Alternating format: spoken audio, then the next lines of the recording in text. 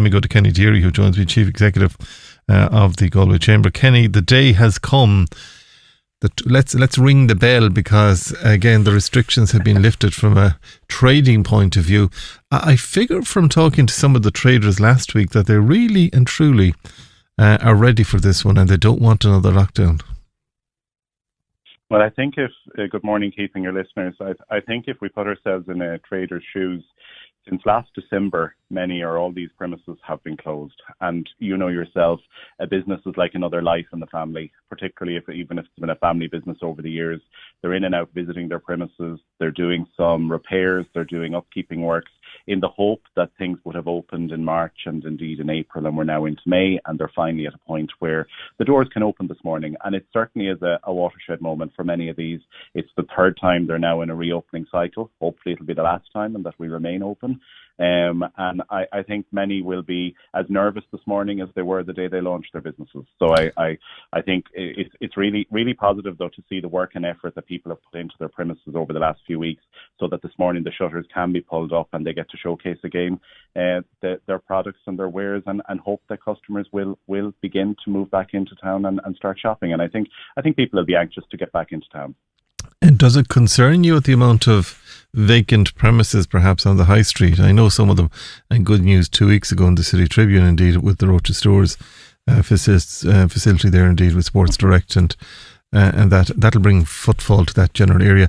But would it concern you that because some of the major ones, now they're closed over a year, well over a year at this stage, will that stop people coming into town, do you reckon? I don't think it should stop people coming into town. I think your first question, does it concern me? Yes, without a doubt, because behind a vacant premises is a business that potentially has either wound down voluntarily, or the owner is left with some sort of financial conundrum to try and sort out as a result of it. So behind every vacant premises there is an individual and a family and displaced employees. So I think that's the first piece.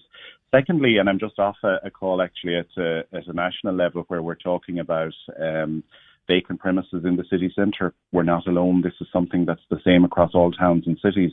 And one of the pieces that we as chambers, and indeed there's many parts to this puzzle, need to work with the local authorities on how it is that we give people who have an idea or who have a potential business in a location that they may like to expand.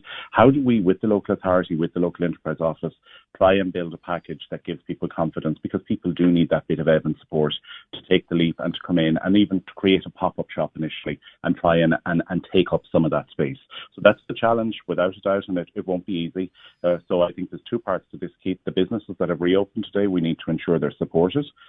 We need to create the right conditions in town, and queuing systems today will be coming back in vogue. Thankfully, it's a pleasant morning, certainly where I am, that in our city and in our towns, people will be able to come in a safe way with mask wearing, following the protocols, queue and get back in to support those businesses. But secondly, we do have the challenge of vacant premises, but we're not alone in that.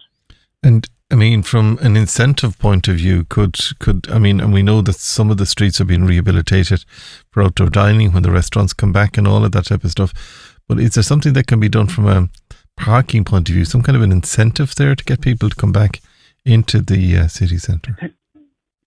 Yeah, I think there's part of a package. I think first of all, let's say to get let's say if we're looking at the vacant premises, there certainly is a piece of the puzzle around rates, and also grant and funding supports to try and give people the bump up. In terms of the parking piece, this has always been a very hotly contested debate. In one sense, the local authority will say that parking is an absolutely much needed revenue stream, so that they can actually invest into the city centre, invest into some of the public realm works that we're going to see over the next few weeks with the reorientation of some of our streets that we talked about last week, the introduction of parklets and outdoor dining. So I think there's a bit of a trade-off in that if customers and consumers know what the parking charges are going to, and they can see improvements that we will see over the next few weeks, we can see spend in the city centre, I don't think people will be as animated about parking, being honest. And we do have, and talking to Brian Conley at Bus Éireann in terms of our public transport, we do have some, we talk about transport and logistics in Galway, but actually Bus Éireann services in Galway, the city is being seen seen as a role model at a national level in terms of the increased usage of our buses in certain routes through the city. So there are other ways to get in and out of town that we're going to have to get there anyways, Keith, down the road when we talk about the city centre being more people-centric and not car-centric. So I don't think the focus should be as much on parking. Those that do park and pay, if they can see the benefit of where their €2 or their €3 for the time they're in town is going into nice streetscapes, into flower boxes, into parklets, I think people will be quite happy to invest in that because we'll have a changing city centre. And from the local authority point of view, there's already a bigger play in terms of rates and the negotiations around that that's vitally needed for the business community.